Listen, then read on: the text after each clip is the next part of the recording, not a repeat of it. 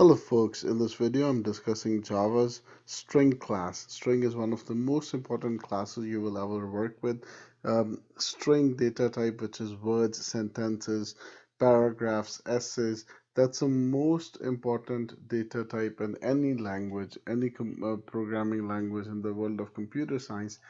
Everything is treated as strings, and then from those strings, if string is made up of numbers, you parse out the numbers. The data that is on the web forms, you write all those information, and all that information gets converted to one big string, a big sentence, and gets sent over the internet and things. So everything is all the data, or majority of the data that we deal with in today's world is a string type of data that does convert into, gets parsed into different types of information. Um, that makes string a very important type. So string is a type of information, and that's what I will be discussing in this video. So now what are the different types of information? We already know that there are 8 primitive data types for Java. We have your integers, doubles, boolean, chars, and all that. Now, what is string? Is string like an int or a double, or is it different when I do? So that's where we will start our conversation. The goal is to answer these 4 questions today. What is a string? Review how do you use a class from another class? How do you create an object of type string, and how are strings stored in memory? So these are some questions we will answer. Um, do understand that string is one of the most important classes you should understand completely in and out. And this video is going to be more conceptual. So just keep that in mind. Okay, so Java's string class, right? So what is string? I'm going to start with this comparison with the int. So if I have a variable of type int, so I have int num is equal to 3. In this particular statement, what happens is num is declared as a variable of type int. It gets 32 bits of memory and 3 stored in there. Now, can I do string? String name is equal to something. Let's say Tom. Can I just do that? And the answer to that is no, I can't do that. What are the differences between these two statements here? First of all, first thing I would like you to notice, string S is capital, int I is lowercase, double D is lowercase, F is lowercase, because all those lowercase types, this is a type, all those lowercase types are my primitive types. String is an object. String is a class. Now the variable of type string, that's an object. So num is a variable of type int. It's a primitive. Name is an object of type string. So there's a difference there. Instead of categorizing a string with a int, I would rather associate a string with a scanner. So scanner is a class. You create an object of type scanner. You use new keyword and do all those things. So in order to understand strings, we will compare that with scanner. So what is a string in Java? String is a type that is used to store words, sentences type of information. How do we use that type is what we're going to discuss. Now, one thing we've established here so far is that string is not a primitive. String is a class. You create an object of type class. So if I quickly review, how do you use a class? That's my question number 2 I'm answering.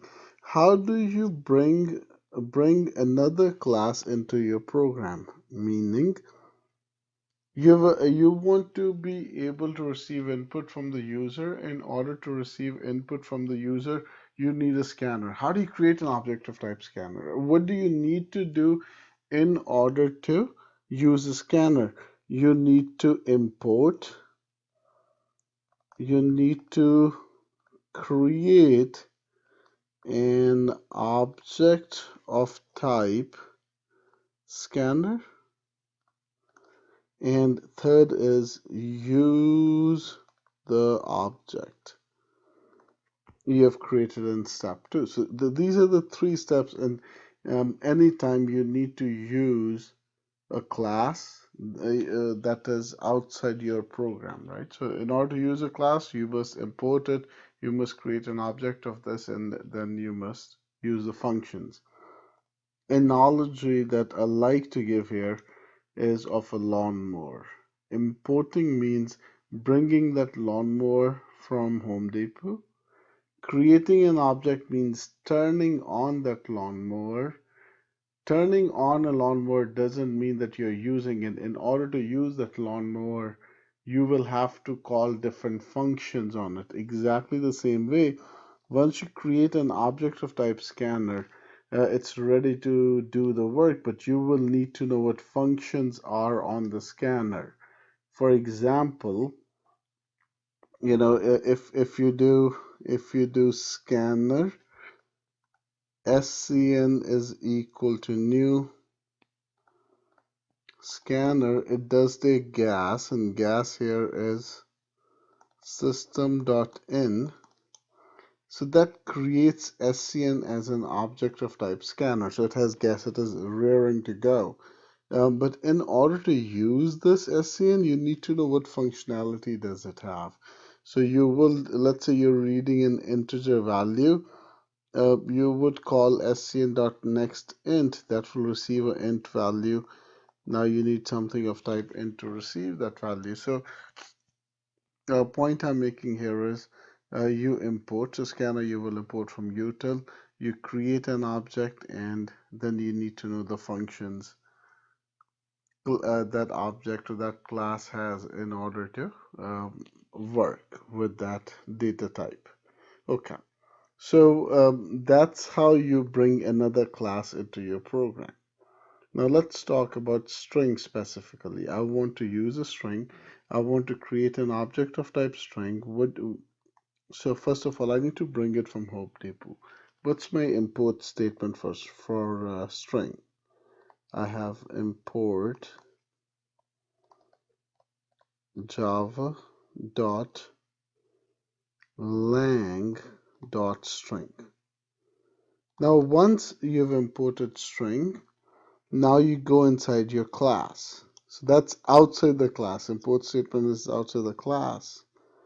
Inside your class XYZ, when you're in there, now you need to create an object of type string. Now that's the same way as you did for scanner. Only thing is it might take a different type of gas, right? Different type of input to be created. So string name is equal to new string Tom Brown. Now notice one thing. When you create, the information of type string is always enclosed in double quotes, and they're important here, right? So information of type string is always enclosed in double quotes, and that's important. String name. What is name? Name is an object of type string, right? Name is an object of type string. And if I just review that again, now what is this? This string is a constructor. What's a constructor? Constructor is a method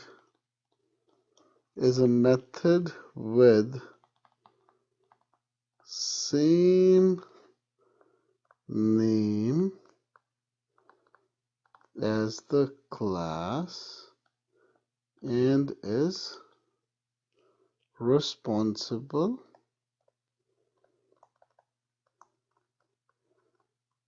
for creating an object of type class. So whatever class it is, right? So this is right here. This is my class string. This is my class. Class is a blueprint for an object, as we know. So string is a class. New is my keyword that's used to create an object of type string. So good. We have created name as an object of type string. That's all good. My only question is, how will name store Tom Brown?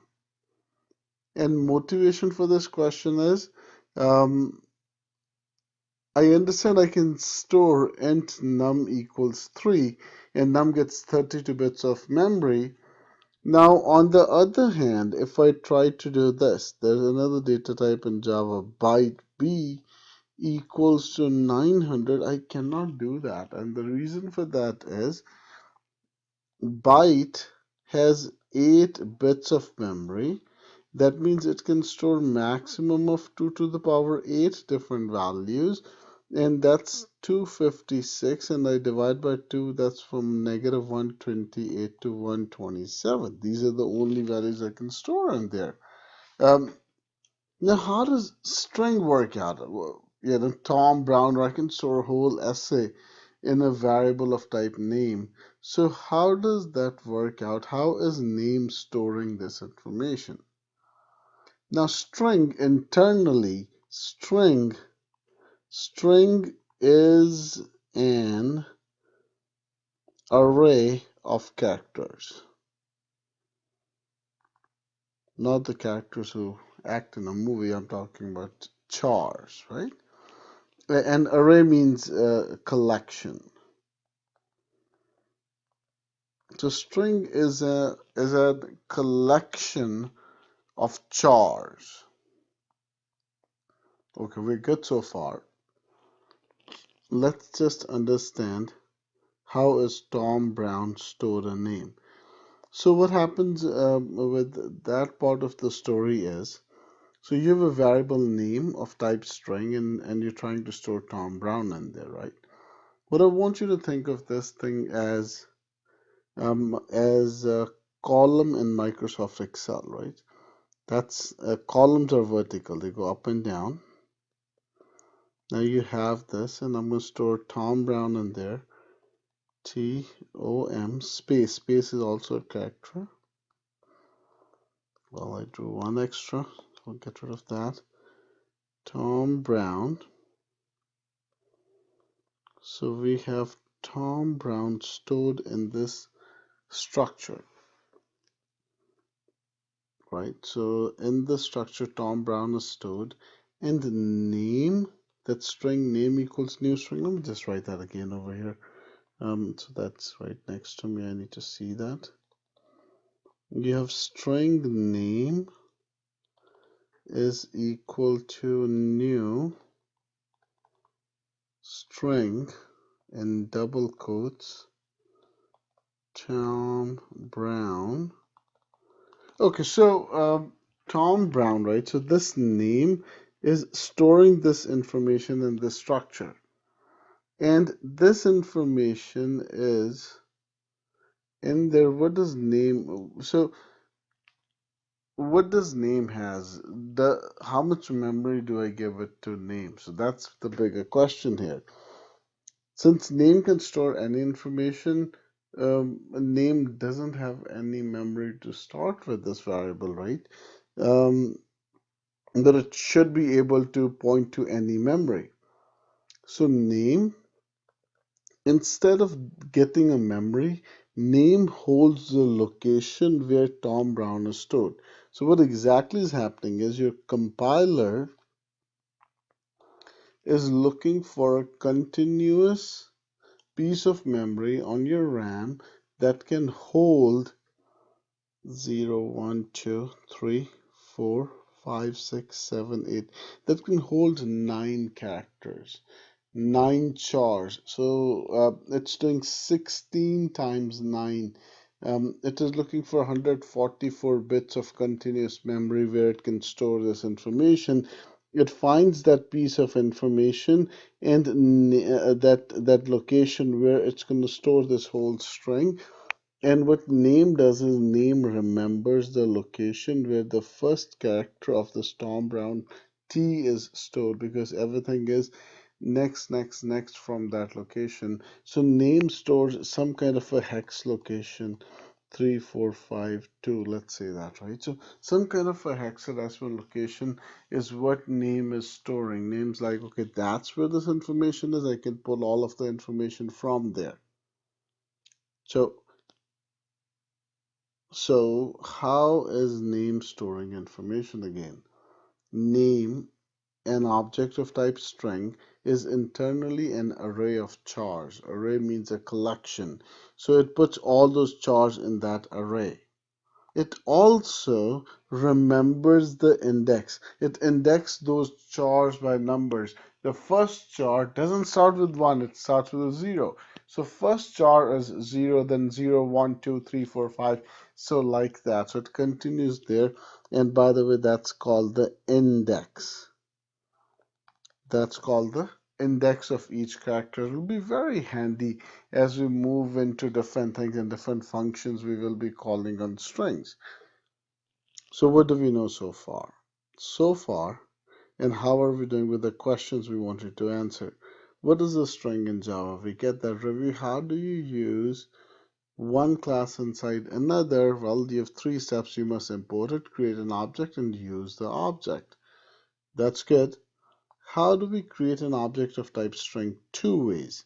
So we've done one way of creating an object of type string. So we said you just give it a type, you give it the variable name. This could be any name, right? But that class is string, so that'll stay same.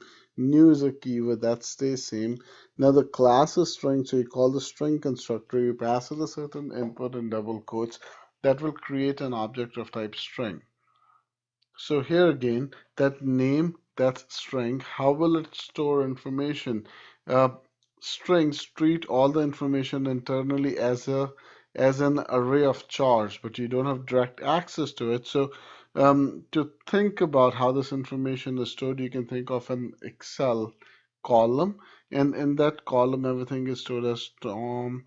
Even space is a character, so Tom space Brown, right? So that's all the information in there. So that's one way of creating an object of type string. Now, I said string is a special class in Java. And generally in any language you work with, string is a special class because you will be using it all over the place. So there are exceptions made for string. The biggest exception that is made for string is you can create an object of type string. I can do string word equals hello. Now that's one of the biggest exceptions.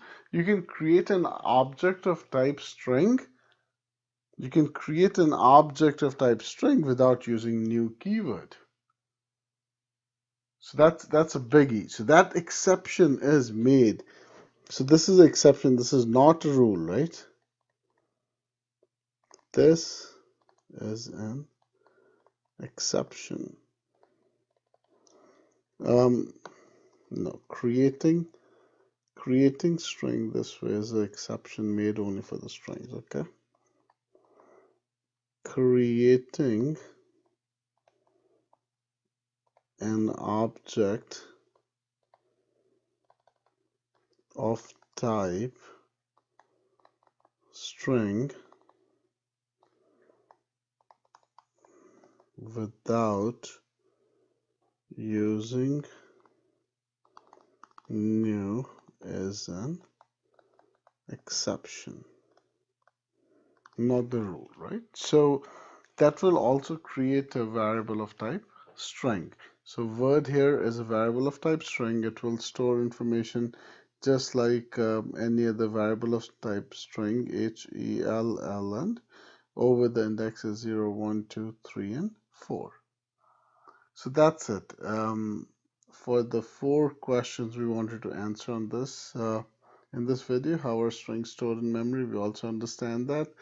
So what we have so far, we have in java.lang package, there's a string class.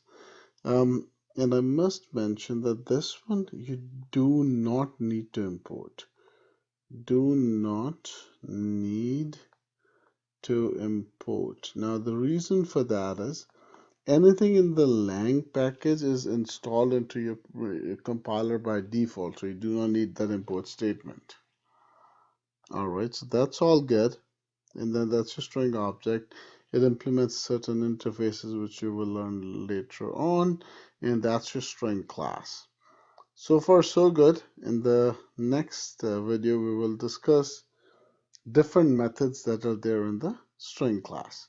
Thank you for watching.